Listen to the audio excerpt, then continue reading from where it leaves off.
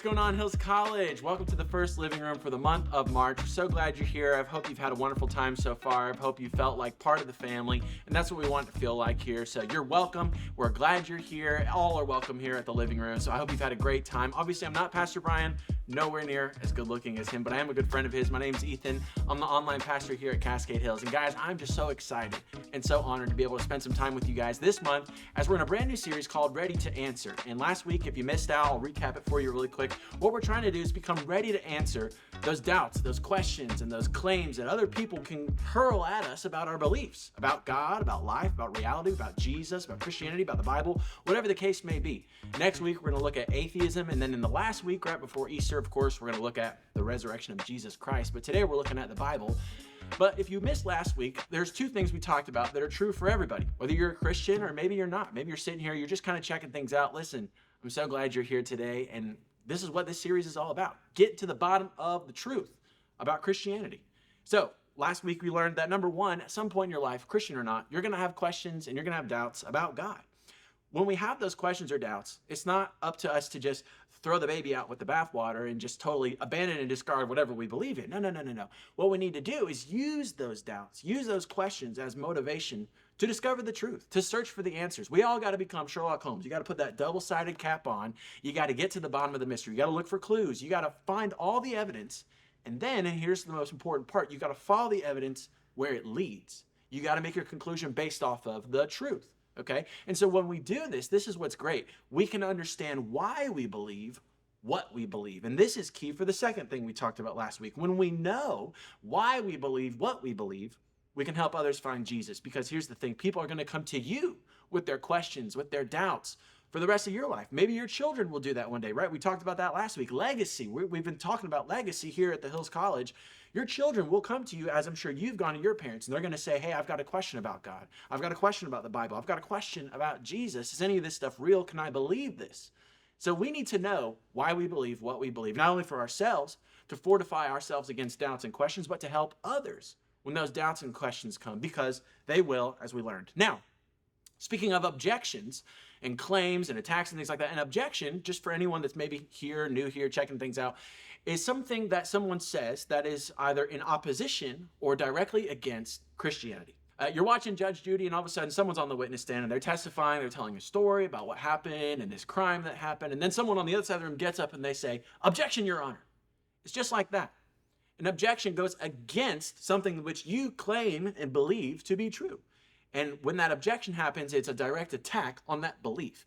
And there are many objections, obviously, against Christianity, and I'm sure you've heard many of them. And a lot of people are taking these objections now, and they're allowing them to impact their beliefs without searching for answers from the source of truth, which is the Bible.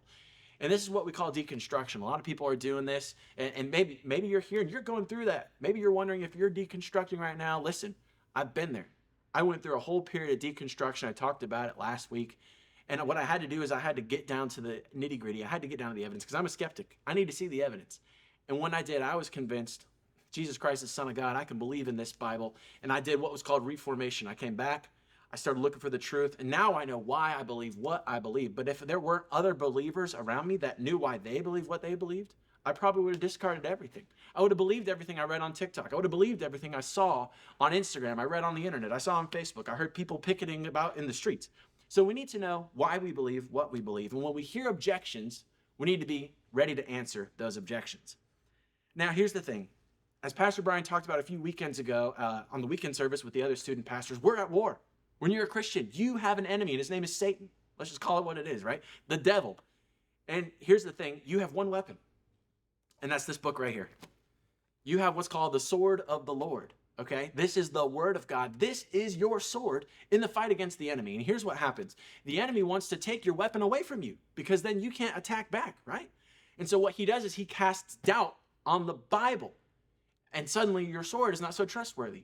Now your sword's a little rusty, your sword's blunt, it's old, it's chipped away, and maybe you're not quite sure if you can actually win a battle with this sword. But what I want to do today is make you and allow you to have faith and trust that this Bible is not just trustworthy. You can trust this more than you think, and it's actually the most trustworthy book in all of history. See, this sword right here is greater than Excalibur. This sword right here is greater than the diamond sword on Minecraft. It's greater than the sword of Gryffindor.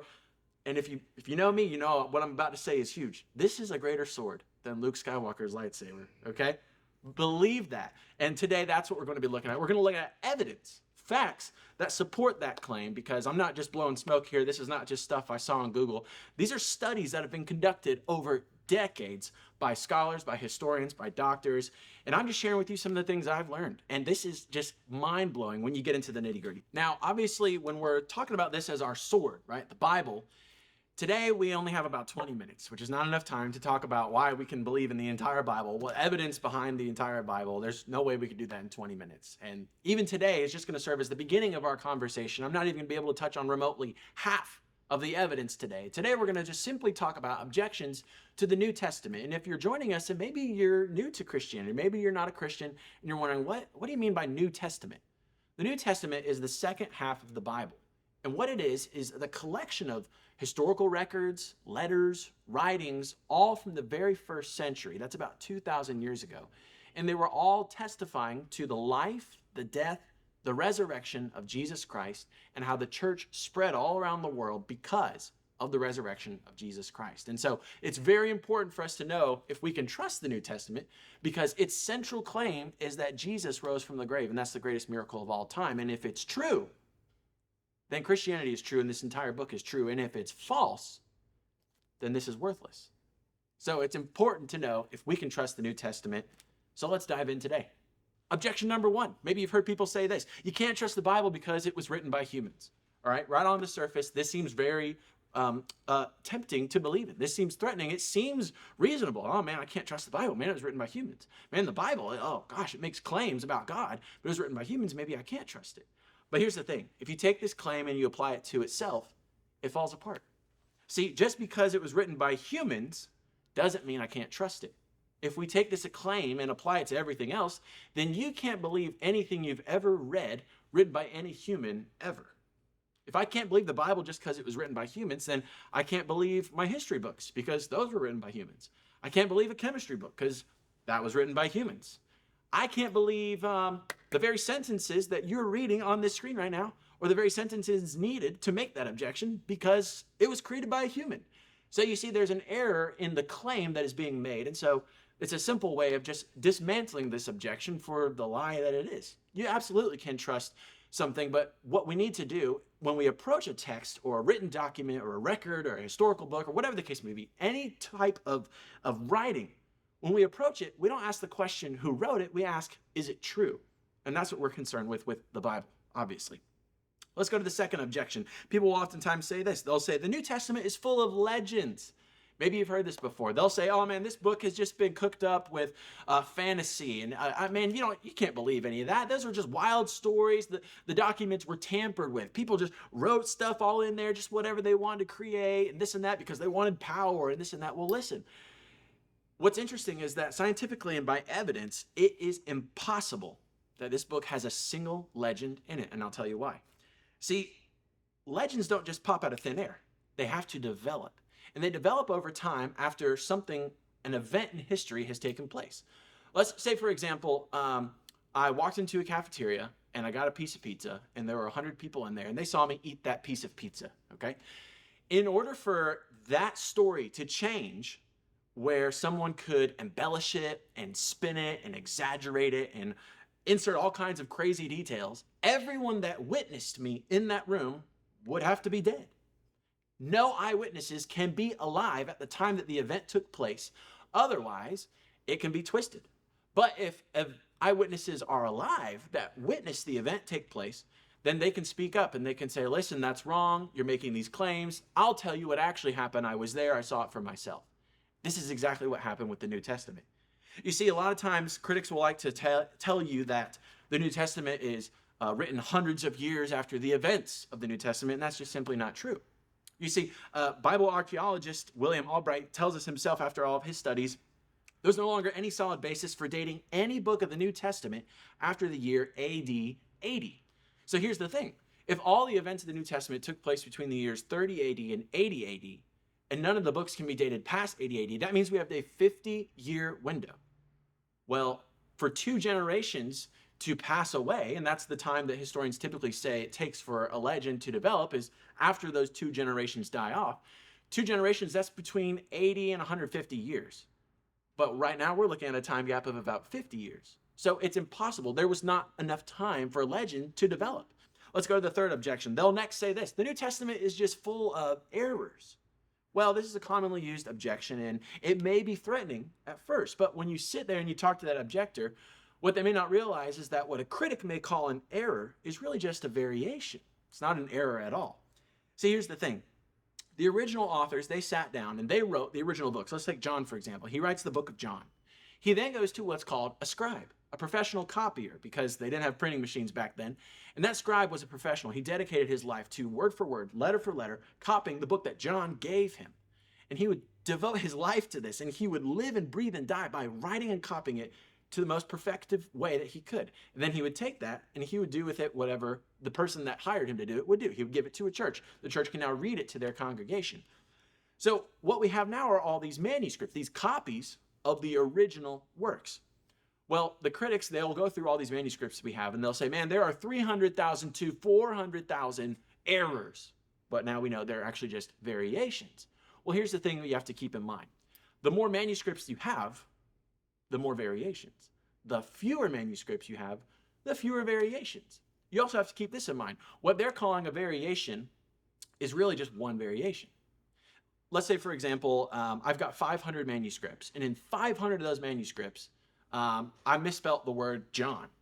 Does that count as one variation? Or 500? That's 500 variations. So when you hear a number like 300,000 to 400,000, they can be tempted to think, oh my gosh, how can we even trust what's written?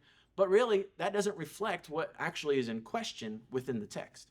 Further than that, most of these variations, and get this is crazy, are just simply spelling differences. In fact, 75% of these textual variants are just simple spelling differences, and these are due to the simple unavoidable principle of human error. All right, these scribes were not robots, they're not printing machines, and so while they're sitting there in candlelight, eventually the candlelight would go out. Sometimes they would cough, sometimes they would sneeze, sometimes their hand would cramp and they would misspell a letter. See, these were not intentional errors where someone is deliberately sabotaging the integrity of what the text was meant to communicate. No, they're just simple slips of the pen. And let me ask you this.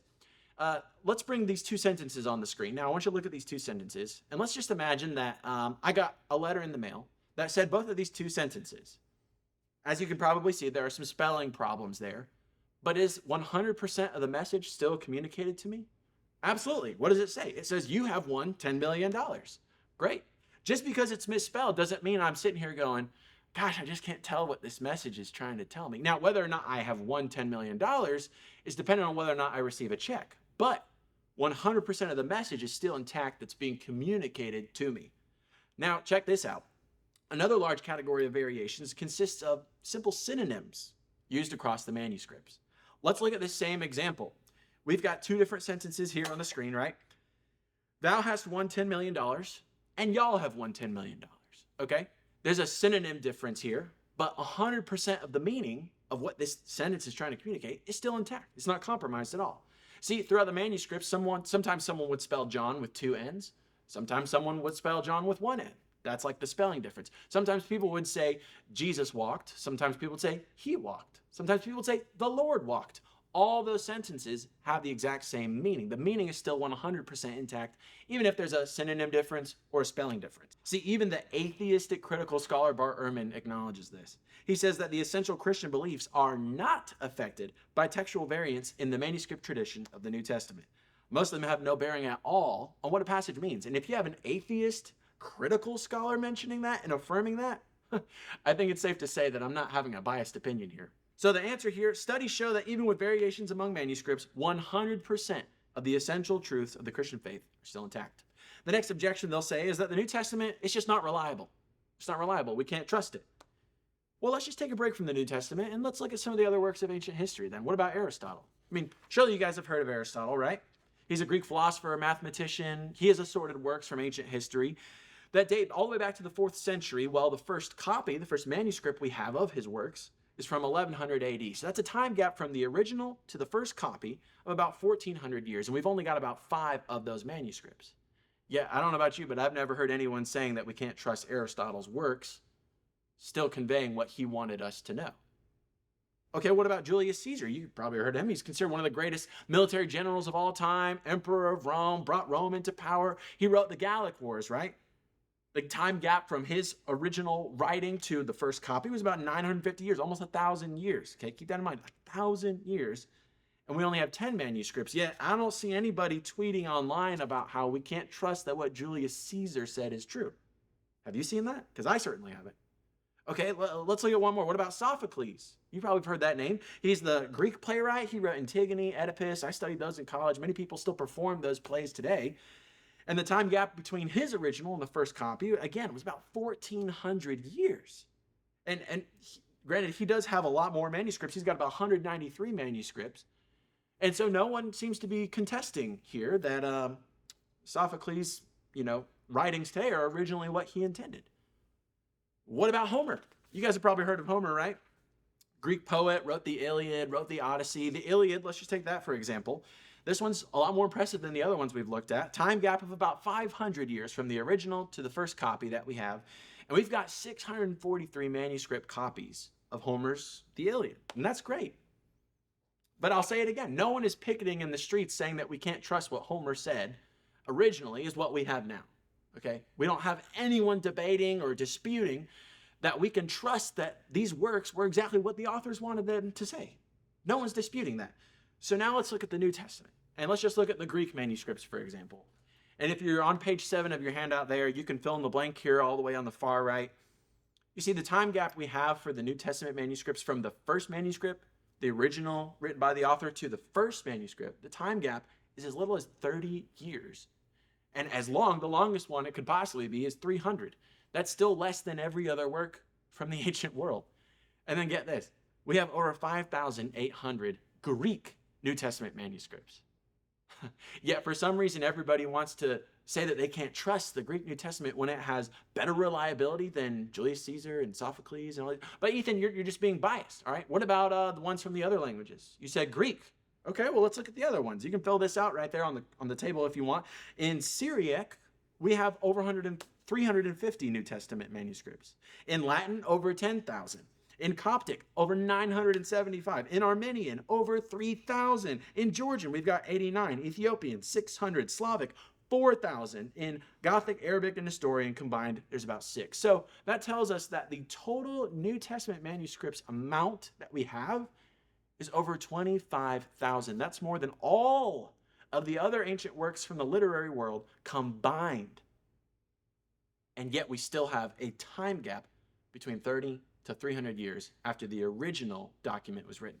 All that to say, if we don't reject the reliability of the writings of Julius Caesar and Aristotle and Sophocles and Homer and all those other guys, then we have no right to reject the reliability of the New Testament. So here's your answer to that objection. The New Testament is simply the most well-attested book in manuscript support from all of ancient history. And that's a fact. But then the objector won't give up. They'll move on to this next one. They'll say your results are just biased. The New Testament text has been tampered with. Well, here's what you got to understand. You can't necessarily prove that something's been tampered with if you don't exactly need it to understand what was originally communicated. I'll explain. We don't need a single New Testament manuscript to know what the original New Testament said. How could that possibly be so? Because the New Testament is externally, that means outside of New Testament manuscripts, quoted over 36,000 times, enough to rebuild the entire New Testament. It's in letters that people wrote to each other. It's in other historical documents. It's in all these other things. We don't even need a New Testament manuscript to know what the New Testament is. So here's your answer to that. No other religious or secular book in all of history has as much outside validation of individual and selected quotations as the New Testament. But I know what you're going to say to that too. The next objection, the New Testament manuscripts aren't accurate enough to trust. I mean, let's take Homer's The Iliad, for example. I mean, he had about 643 manuscripts, right? The time between his original and the first copy that we have is, 950 years or something like that? Well over that, probably. Yet his accuracy is 95%. Well, Ethan, I just don't understand how if we have over 25,000 manuscripts for the New Testament, and we've got over 36,000 scriptural quotations outside of the manuscripts, and we've got 300,000 to 400,000 variants, Ethan, there's just so many numbers, there's no way that all of it is accurate. Well, what if I told you that it's 99.9% accurate across all of those given instances. You see, the New Testament is more accurately copied than any other book from the ancient history, with an accuracy of 99.9%. You see, the New Testament survives in more copies, earlier copies, and more accurate copies than any other work from antiquity, by comparison, of course, with the other classic works from the ancient world. That's what's led scholars to literally say, and I quote, "If you can't trust the Bible, you can't trust any ancient text. If you're going to discard the Bible as unreliable historically, then you must discard every other piece of literature from antiquity. No other document has as much evidence to confirm its reliability than the New Testament." So now you're probably hearing all this and you're thinking, man, how is this even possible? I mean, was there a conspiracy? Did the disciples get together and plot it out this way? No, they weren't that smart. They were fishermen. And they weren't immortal. Eventually they died off. And yet this New Testament is about 2,000 years old. So it wasn't a conspiracy. Certainly not a coincidence because it's unique. All the other works are not even close to the evidence that this thing can have. So how could this possibly happen? Well, I'll tell you why. Actually, the Bible tells us why in 2 Timothy. It's because all of Scripture is inspired by God. I know what you're thinking. Inspired, not inspired like Michael Jordan inspires me to be a good basketball player. Inspired in the sense that what that word means is God-breathed. All Scripture is God-breathed. It's breathed by God. That means God, through the Holy Spirit, spoke through not only the writing of the New Testament, but the process of how it has been handed down from 2,000 years ago to right here, right now, right here in my hand, right there in your hand. God's hand is on his word. He has overseen its production and its preservation for all of time. We can see this in Matthew 24:35. Heaven and earth will pass away, but my words will never pass away, God says. Isaiah 40, verse 8, the grass withers and the flowers will fall, but the word of our God, what is that? Endures forever. His hand has always been on his word, and it always will be. So, Sherlock Holmes, you've heard the evidence. We have to go where the evidence lies. We have to go to the conclusion that it points to. You owe it to yourself to follow the evidence to the truth. But at the end of the day, this Bible is more than just a book.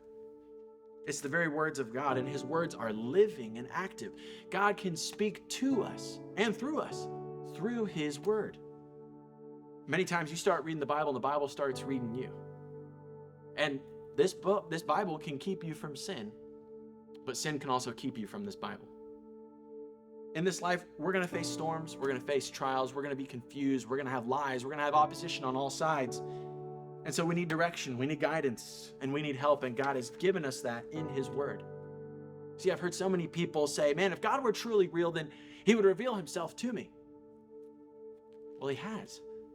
Just because God doesn't reveal himself to us in the way we want doesn't mean he hasn't revealed himself. Not only has he revealed himself to us through his word, but he's revealed himself to us through his son, Jesus Christ. And his son, Jesus, testifies about the word, and the word testifies about Jesus Christ. Well, what's the message they have in common? What's the message that they share? It's that Jesus is the way, the truth, and the life, and that no one comes to the Father but by him and by him alone. If you have a Bible at home on the shelf, or in your backpack, or sitting in your car, the Bible's not going to save you. I can put it under my pillow. I can carry it with me everywhere I go. The Bible's not going to save me. It's when I open the Bible and I read what it has to say and I believe it by faith that I am saved. Well, what is it that I have to believe? I'm going to pass that over to the leader in the room right now. You see, this Bible not only tells us about Jesus, it tells us about you.